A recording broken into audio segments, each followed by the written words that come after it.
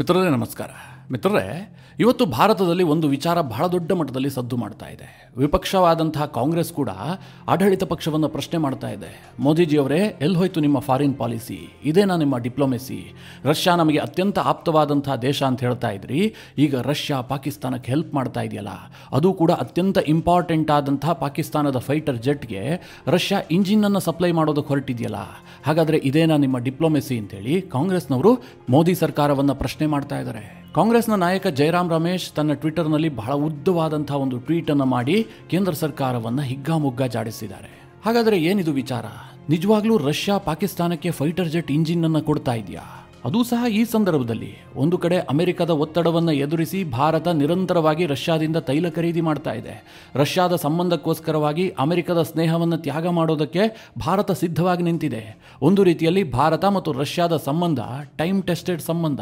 ಇನ್ನೊಂದು ಕಡೆಯಲ್ಲಿ ಭಾರತ ಮತ್ತು ಪಾಕಿಸ್ತಾನದ ಸಂಬಂಧ ಅತ್ಯಂತ ಕೆಳಮಟ್ಟವನ್ನು ತಲುಪಿದೆ. ಹೀಗಿರುವಂತಹ ಸಂದರ್ಭದಲ್ಲಿ ರಷ್ಯಾ ಪಾಕಿಸ್ತಾನಕ್ಕೆ ಫೈಟರ್ ಜೆಟ್ ಇಂಜಿನ್ ಕೊಡ್ತಾ ಇದೆಯಾ? ಸಹಜವಾಗಿ ಈ ಪ್ರಶ್ನೆ ಬರುತ್ತೆ. ಒಂದು ವೇಳೆ ಇದು ನಿಜ ಅಂತಾಗಿದ್ರೆ ಕಾಂಗ್ರೆಸ್ ಪ್ರಶ್ನೆ ಕೇಳಿದ್ರಲ್ಲಿ ಯಾವುದೇ ರೀತಿಯಲ್ಲೂ ತಪ್ಪಿಲ್ಲ. ಇದು ನಮ್ಮ ಡಿಪ್ಲೊಮ್ಯಾಟಿಕ್ ಹಿನ್ನಡೆಯೇ ಆಗಿರುತ್ತೆ. ಹಾಗಾದ್ರೆ ಏನಿದು ವಿಚಾರ? ನಿಜವಾಗ್ಲೂ ಹೀಗಾಗಿದೆಯಾ? ರಷ್ಯಾ ಏನು ಹೇಳ್ತಾ ಇದೆ? ಯಾಕೋಸ್ಕರವಾಗಿ ಈ ಸುದ್ದಿಯನ್ನು ಈಗ ಪ್ರಚಾರ ಮಾಡಲಾಗ್ತಾ ಇದೆ? ಇದರ ಹಿಂದಿನ ಉದ್ದೇಶ ಏನು? ಎಲ್ಲವುದನ್ನು ಈ ವಿಡಿಯೋದಲ್ಲಿ ನಿಮಗೆ ಡೀಟೇಲ್ ಆಗಿ ತಿಳಿಸ್ಕೊಡ್ತೀನಿ. ಮಿತ್ರರೇ, ಇದು ತೀರಾ ಇಂಪಾರ್ಟೆಂಟ್ ಆದಂತಹ ವಿಚಾರ.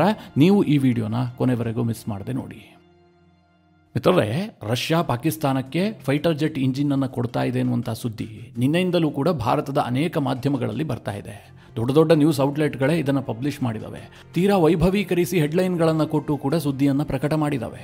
ರಷ್ಯಾ ಭಾರತಕ್ಕೆ ಭಾರಿ ದೊಡ್ಡ ದೋಖ ಮಾಡಿಬಿಡ್ತು, ಪಾಕಿಸ್ತಾನದ ಜೊತೆಗೆ ರಷ್ಯಾ ಕೈ ಜೋಡಿಸ್ಬಿಡ್ತು, ಭಾರತವನ್ನು ಕೈಬಿಟ್ಟಂತಹ ರಷ್ಯಾ, ಹೀಗೆ ಅನೇಕ ವಿಧವಾಗಿ ಈ ಸುದ್ದಿಯನ್ನು ಗ್ಲೋರಿಫೈ ಮಾಡಲಾಗಿದೆ.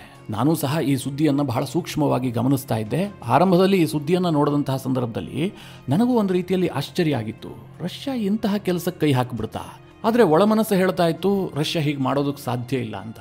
ಯಾಕೆಂತಂದರೆ ನಾನು ಸುಮಾರು ವರ್ಷಗಳಿಂದಲೂ ಕೂಡ ಈ ಜಿಯೋ ಪೊಲಿಟಿಕ್ಸನ್ನು ಬಹಳ ಸೂಕ್ಷ್ಮವಾಗಿ ಅಧ್ಯಯನ ಮಾಡ್ತಾ ಇದ್ದೀನಿ.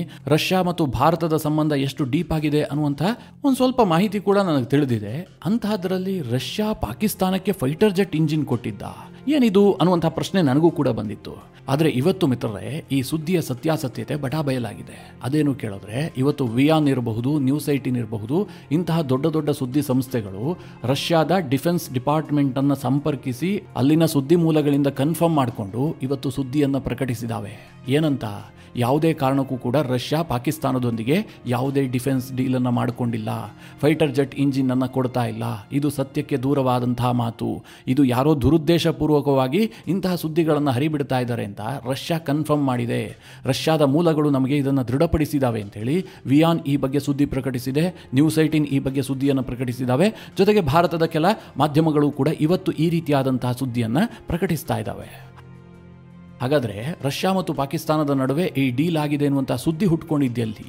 ಈ ವಿಚಾರವನ್ನು ಕೆದಕ್ತಾ ಹೋದರೆ, ಈಗ ರಷ್ಯಾ ಇದೆಯಲ್ಲ, ಈ ಹಿಂದೆ ಇದು USSR ಆಗಿತ್ತು. ಆ ಸಂದರ್ಭದಲ್ಲೇ ಇವರು ಫೈಟರ್ ಜೆಟ್ ಇಂಜಿನ್ಗಳನ್ನು ರೆಡಿ ಮಾಡ್ತಾ ಇದ್ರು. ಕ್ಲಿಮೋವ್ RD-33 ಅನ್ನುವಂಥ ಒಂದು ಇಂಜಿನನ್ನು ಕೂಡ ರೆಡಿ ಮಾಡಿದ್ರು. ನಮ್ಮಲ್ಲಿ ಮಿಗ್ ವಿಮಾನಗಳನ್ನು ಬಳಸ್ತಾ ಇದ್ವಲ್ಲ, ಅದರಲ್ಲಿ ಇದ್ದಿದ್ದು ಕೂಡ ಇದೇ ಕ್ಲಿಮೋವ್ RD-33 ಅನ್ನುವಂಥ ಇಂಜಿನ್. ಈ ಇಂಜಿನ್ನನ್ನು ಭಾರತ ಖರೀದಿ ಮಾಡಿತ್ತು. ಈ ಇಂಜಿನ್ನನ್ನು ಬಳಸಿದಂತಹ ಫೈಟರ್ ಜೆಟ್ಗಳನ್ನು ಕೂಡ ಭಾರತ ಖರೀದಿ ಮಾಡಿತ್ತು. ಈ RD-33ಯಲ್ಲಿ ಅನೇಕ ವೇರಿಯಂಟ್ಗಳನ್ನು ರಷ್ಯಾ ನಂತರದ ದಿನಗಳಲ್ಲಿ ಹೊರತಂತು. ಅದರಲ್ಲಿ ಒಂದು ವೇರಿಯಂಟ್ RD-93MA ಅನ್ನುವಂಥದ್ದು. ಬಹಳ ಶಕ್ತಿಶಾಲಿಯಾದಂಥ ಫೈಟರ್ ಜೆಟ್ ಇಂಜಿನ್ ಇದು. ಇದನ್ನು ಈ ಹಿಂದೆ ಚೈನಾ ಕೂಡ ಖರೀದಿ ಮಾಡ್ತಾ ಇತ್ತು. ಈ ವಿಚಾರ ನಿಮಗೆಲ್ಲ ಗೊತ್ತೇ ಇರುತ್ತೆ. ಚೈನಾ ಬಹಳ ದೊಡ್ಡ ಪ್ರಮಾಣದಲ್ಲಿ ರಷ್ಯಾದಿಂದ ಡಿಫೆನ್ಸ್ ಇಕ್ವಿಪ್ಮೆಂಟ್ಗಳನ್ನು ಖರೀದಿ ಮಾಡುತ್ತೆ. ಅದರಲ್ಲಿ ಫೈಟರ್ ಜೆಟ್ ಇಂಜಿನ್ಗಳು ಕೂಡ ಇರ್ತಿದ್ವು. ಚೈನಾ ಈ ರೀತಿಯಾಗಿ ಖರೀದಿ ಮಾಡಿದಂಥ RD-93MA ಫೈಟರ್ ಜೆಟ್ ಇಂಜಿನ್ಗಳನ್ನು ತನ್ನ JF-17 ಯುದ್ಧ ವಿಮಾನಗಳಿಗೆ ಬಳಸ್ತಾ ಇದ್ರು. ಈ JF-17 ಯುದ್ಧ ವಿಮಾನಗಳನ್ನು ನಂತರದ ದಿನಗಳಲ್ಲಿ ಚೈನಾ ಪಾಕಿಸ್ತಾನಕ್ಕೆ ಕೂಡ ಕೊಟ್ಟಿತ್ತು. ಮಿತ್ರರೇ, ಹಾಗೆ ನೋಡೋಕೆ ಹೋದರೆ ರಷ್ಯಾದ ಇಂಜಿನ್ಗಳಿರುವಂಥ JF-17 ಯುದ್ಧ ವಿಮಾನಗಳನ್ನು ಚೈನಾ ಪಾಕಿಸ್ತಾನಕ್ಕೆ ಈ ಹಿಂದೆಯೇ ಕೊಟ್ಟಿದ್ದಿರಬಹುದು. ಇದ್ರ ಬಗ್ಗೆ ಯಾವುದೇ ಅಧಿಕೃತವಾದಂಥ ಮಾಹಿತಿ ಇಲ್ಲ. ಚೈನಾ ಎಲ್ಲೂ ಕೂಡ ಹೇಳ್ಕೊಂಡಿಲ್ಲ, ನಾವು ರಷ್ಯಾದ ಇಂಜಿನನ್ನು ಬಳಸಿದಂತಹ JF-17 ಪಾಕಿಸ್ತಾನಕ್ಕೆ ಕೊಟ್ಟಿದ್ದೀವಿ ಅಂತ. ಈವರೆಗೂ ಕೂಡ ಇದು ದೊಡ್ಡ ಮ್ಯಾಟರ್ ಆಗಿರಲಿಲ್ಲ. ಆದರೆ ಈಗಾಗಿದ್ದೇನು ಗೊತ್ತಾ? ಈ ಪಾಕಿಸ್ತಾನ ಇದೆಯಲ್ಲ, ಇದು ಚೈನಾ ಜೊತೆಗೆ ಸೇರಿಕೊಂಡು ತನ್ನಲ್ಲೇ JF-17 ಥಂಡರ್ ಅನ್ನುವಂಥ ಯುದ್ಧ ವಿಮಾನವನ್ನು ಅಭಿವೃದ್ಧಿ ಮಾಡ್ತಾ ಇದೆ. ಈಗ ನಮಗೆ ಹೇಗೆ ತೇಜಸ್ ಯುದ್ಧ ವಿಮಾನಗಳಿಗೆ ಇಂಜಿನ್ಗಳ ಕೊರತೆ ಇದೆಯೋ, ಅದೇ ರೀತಿಯಾಗಿ ಪಾಕಿಸ್ತಾನದ ಬಳಿಯಲ್ಲೂ ಕೂಡ ಇಂಜಿನ್ ಟೆಕ್ನಾಲಜಿ ಇಲ್ಲ. ಅವರು ಚೈನಾ ಬಳಿಯಲ್ಲಿ ಕೇಳ್ತಾರೆ. ಚೈನಾ ಕೂಡ ಅದಕ್ಕೆ ಆದಂತಹ ಇಂಜಿನ್ ಟೆಕ್ನಾಲಜಿಯನ್ನು ಇಟ್ಕೊಂಡಿಲ್ಲ, ಅಂದರೆ JF-17ಗೋಸ್ಕರವಾಗಿ. ಹೀಗಾಗಿ ಪಾಕಿಸ್ತಾನ ರಷ್ಯಾಗೆ ಈ RD-93MA ಅನ್ನುವಂಥ ಫೈಟರ್ ಜೆಟ್ ಇಂಜಿನ್ಗೆ ಬೇಡಿಕೆಯನ್ನು ಇಟ್ಟಿತ್ತು. ರಷ್ಯಾ ಆ ಬೇಡಿಕೆಯನ್ನು ಪುರಸ್ಕರಿಸಿ ಅದನ್ನು ಪೂರೈಸುವುದಕ್ಕೆ ಒಪ್ಪಿಕೊಂಡಿದೆ ಅನ್ನುವಂಥ ಸುದ್ದಿಯನ್ನು ಹರಿಬಿಡಲಾಯಿತು. ಈ ಸುದ್ದಿಯ ಮೂಲ ಯಾವುದು ಕೇಳಿದ್ರೆ ಪಾಕಿಸ್ತಾನದ ಟ್ವಿಟರ್ ಹ್ಯಾಂಡಲ್ಗಳು. ಅಂದರೆ ಇದೊಂದು ಪ್ಲಾಂಟ್ ಮಾಡಿದಂತಹ ಸುದ್ದಿ. ನಿಮಗೆಲ್ಲ ಗೊತ್ತೇ ಇದೆ, ಭಾರತ ಮತ್ತು ರಷ್ಯಾದ ಸಂಬಂಧ ಪಾಕಿಸ್ತಾನಕ್ಕೆ ಎಷ್ಟರ ಮಟ್ಟಿಗೆ ಇರಿಟೇಟ್ ಮಾಡುತ್ತೆ, ಅವರು ಎಷ್ಟರ ಮಟ್ಟಿಗೆ ಆ ಸಂಬಂಧದ ಬಗ್ಗೆ ಅಸಹನೆಯನ್ನು ಹೊಂದಿದ್ದಾರೆ ಅಂತ. ಸದ್ಯ ಡಿಸೆಂಬರ್ನಲ್ಲಿ ಪುತಿನ್ ಭಾರತ ಭೇಟಿಯನ್ನು ಕೈಗೊಳ್ತಾ ಇದ್ದಾರೆ. ಪುತಿನ್ ಉಕ್ರೇನ್ ಯುದ್ಧ ಶುರುವಾದ ಬಳಿಕ ಮೊಟ್ಟ ಮೊದಲ ಬಾರಿಗೆ ಭಾರತ ಪ್ರವಾಸವನ್ನು ಕೈಗೊಳ್ತಾ ಇದ್ದಾರೆ. ಈ ಸಂದರ್ಭದಲ್ಲಿ ಭಾರತ ಮತ್ತು ರಷ್ಯಾದ ನಡುವೆ ಮೇಜರ್ ಡಿಫೆನ್ಸ್ ಡೀಲ್ಗಳು ಆಗಬಹುದು ಅನ್ನುವಂಥ ಊಹೆಗಳಿದ್ದಾವೆ. ಅದು Su-57 ಸ್ಟೆಲ್ತ್ ಫೈಟರ್ ಜೆಟ್ ಅನ್ನು ಖರೀದಿ ಮಾಡುವಂತಹ ವಿಚಾರ ಆಗಿದ್ರೂ ಆಗಿರಬಹುದು, ಇಲ್ಲದೆ ಹೋದ್ರೆ S-500 ಅನ್ನ ಜಾಯಿಂಟ್ ಆಗಿ ಡೆವಲಪ್ ಮಾಡುವಂತಹ ವಿಚಾರಗಳಾಗಿದ್ರೂ ಆಗಿರಬಹುದು. ಒಟ್ನಲ್ಲಿ ಪುತಿನ್ ಭಾರತಕ್ಕೆ ಬಂದಂತಹ ಸಂದರ್ಭದಲ್ಲಿ ಬಹಳ ದೊಡ್ಡ ಮೇಜರ್ ಆದಂತಹ ಡಿಫೆನ್ಸ್ ಡೀಲ್ ಆಗುತ್ತೆ ಎನ್ನುವ ಬಗ್ಗೆ ಸಾಕಷ್ಟು ಅನುಮಾನಗಳಿದ್ದಾವೆ.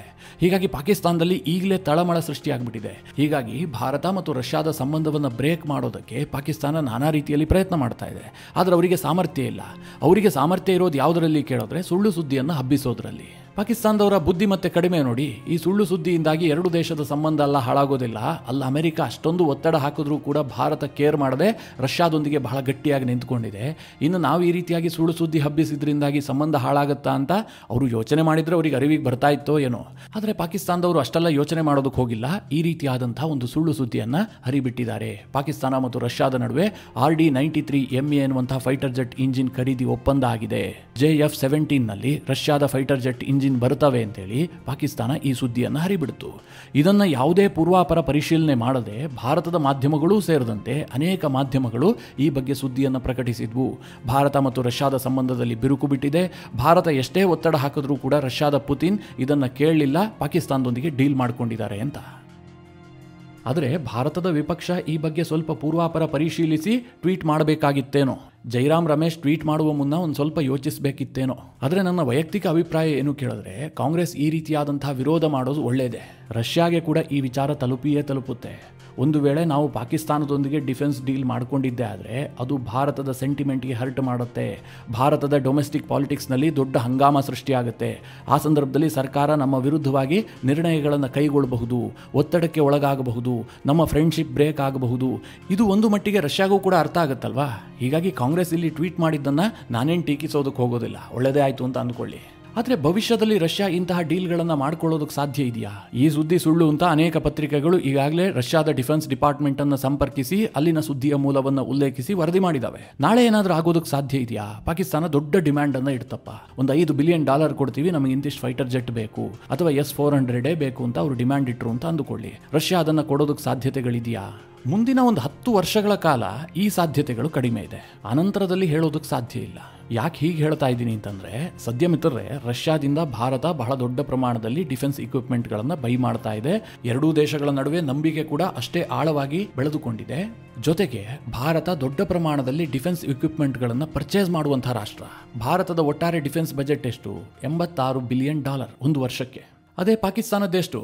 $10 ಬಿಲಿಯನ್ ಕೂಡ ರೀಚ್ ಆಗೋದಿಲ್ಲ. ಜೊತೆಗೆ ಭಾರತ ಮತ್ತು ರಷ್ಯಾದ ನಡುವೆ ಅನೇಕ ಒಪ್ಪಂದಗಳು ಕೂಡ ಇದ್ದಾವೆ. ನಾವು S-400 ಅನ್ನು ಖರೀದಿ ಮಾಡ್ತಾ ಇದ್ದೀವಿ. ಇನ್ನು 2 ಬ್ಯಾಟರಿಗಳು ಭಾರತಕ್ಕೆ ಬರೋದಕ್ಕೆ ಬಾಕಿ ಇದೆ. S-500 ಅನ್ನು ಜಂಟಿಯಾಗಿ ಅಭಿವೃದ್ಧಿ ಮಾಡಬೇಕು ಅನ್ನೋದ್ರ ಬಗ್ಗೆಯೂ ಕೂಡ ಚರ್ಚೆ ಇದೆ. Su-57 ಬಗ್ಗೆ ಭಾರತ ಇಂಟ್ರೆಸ್ಟ್ ಅನ್ನು ತೋರಿಸ್ತಾ ಇದೆ. Su-30 ಅನ್ನು ಭಾರತ ಬಹಳ ದೊಡ್ಡ ಪ್ರಮಾಣದಲ್ಲಿ ಖರೀದಿ ಮಾಡಿದೆ. ಭಾರತದಲ್ಲೇ ಮ್ಯಾನುಫ್ಯಾಕ್ಚರಿಂಗ್ ಯೂನಿಟ್ ಕೂಡ ಇದೆ. ಬ್ರಹ್ಮೋಸ್ ಅನ್ನು ಜಂಟಿಯಾಗಿ ಅಭಿವೃದ್ಧಿ ಮಾಡಿದ್ದೀವಿ. ಹೀಗಾಗಿ ಈ ತಕ್ಷಣಕ್ಕೆ ಭಾರತದ ಇಂಟ್ರೆಸ್ಟ್ಗೆ ವಿರುದ್ಧವಾಗಿ ಪಾಕಿಸ್ತಾನಕ್ಕೆ ಶಸ್ತ್ರಾಸ್ತ್ರ ಕೊಡೋದಕ್ಕೆ ರಷ್ಯಾ ಹೋಗೋದಿಲ್ಲ. ಜೊತೆಗೆ ರಷ್ಯಾಗೆ ಭಾರತದ ಸಹಾಯ ಈ ಸಂದರ್ಭದಲ್ಲಿ ಬಹಳ ಅತ್ಯವಶ್ಯಕವಾಗಿದೆ. ಭಾರತ ಅಮೆರಿಕವನ್ನು ಎದುರು ಹಾಕಿಕೊಂಡು ರಷ್ಯಾದಿಂದ ಆಯಿಲ್ ಅನ್ನು ಕೂಡ ಬೈ ಮಾಡ್ತಾ ಇದೆ. ಇದಿನ್ನು 10 ವರ್ಷದ ನಂತರ ಗ್ಯಾರಂಟಿ ಇಲ್ಲ ಅಂತ ಯಾಕೆ ಹೇಳಿದೆ ಅಂತಂದರೆ, ಇವತ್ತು ಭಾರತದ ಗುರಿ ಇರುವಂತಹದ್ದೇನು? ಆತ್ಮನಿರ್ಭರ ಆಗಬೇಕು. ಎಲ್ಲ ಡಿಫೆನ್ಸ್ ಇಕ್ವಿಪ್ಮೆಂಟ್ಗಳನ್ನು ನಾವೇ ತಯಾರು ಮಾಡಬೇಕು. ನಮ್ಮಲ್ಲೇ ಟೆಕ್ನಾಲಜಿ ಡೆವಲಪ್ ಆಗಬೇಕು. ನಮ್ಮದೇ ಓನ್ ಆದಂತಹ ಫೈಟರ್ ಜೆಟ್ಟು ಇರಬೇಕು. ಅದರ ಇಂಜಿನ್ ಅನ್ನು ಕೂಡ ನಾವೇ ರೆಡಿ ಮಾಡಬೇಕು. ಇದು ಭಾರತದ ಗುರಿ. ಮುಂದಿನ 10 ವರ್ಷದಲ್ಲಿ ಭಾರತ ಈ ಬಗ್ಗೆ ದೊಡ್ಡ ಯಶಸ್ಸನ್ನು ಗಳಿಸ್ತು ಅಂತ ಅಂದುಕೊಳ್ಳಿ. ಆ ಸಂದರ್ಭದಲ್ಲಿ ಏನಾಗುತ್ತೆ? ಭಾರತ ಹೊರಗಿನಿಂದ ಶಸ್ತ್ರಾಸ್ತ್ರಗಳನ್ನು ಖರೀದಿ ಮಾಡೋದನ್ನು ಕಡಿಮೆ ಮಾಡುತ್ತೆ.